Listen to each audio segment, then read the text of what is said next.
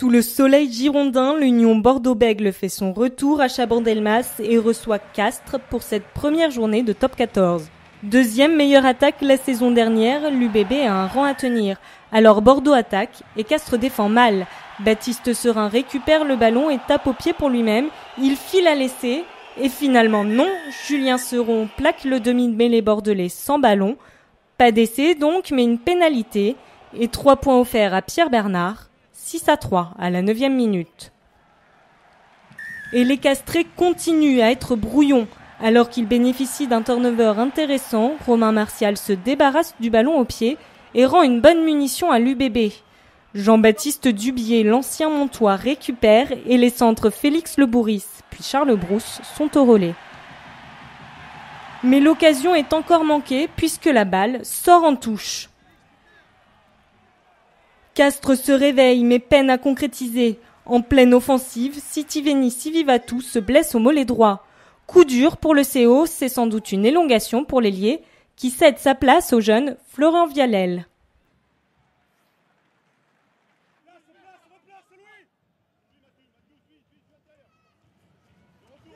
Alors que les Tarnais semblent dominer la partie après une interception dans le camp girondin et qu'un combat d'avant-aura s'organise, Julien Seron lâche le ballon au contact. Blair Connor profite de la confusion et file derrière l'embut.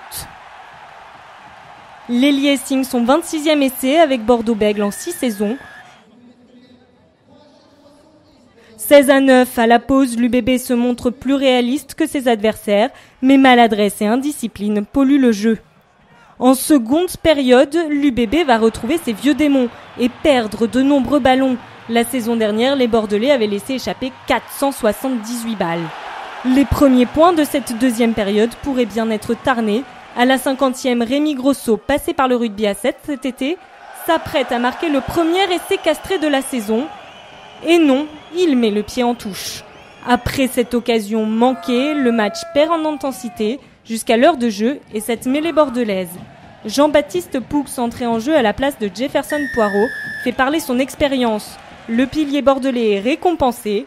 À la 62e, Pierre Bernard inscrit une nouvelle pénalité, 19-9 en faveur de l'UBB. Les Girondins doivent assurer la victoire, mais Castres se rebelle et veut au moins aller chercher un point de bonus défensif. Ça tombe bien, les Bordelais continuent à perdre des ballons. Rudy Wolf voit la balle traîner au sol et récupère. L'ancien Toulonnais est tranchant face à une défense girondine dépassée.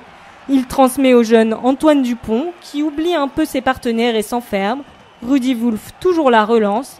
À quelques mètres de la ligne, le CO choisit de faire jouer ses gros au ras. Les avant-castrés progressent. Mais parviennent-ils à aplatir ?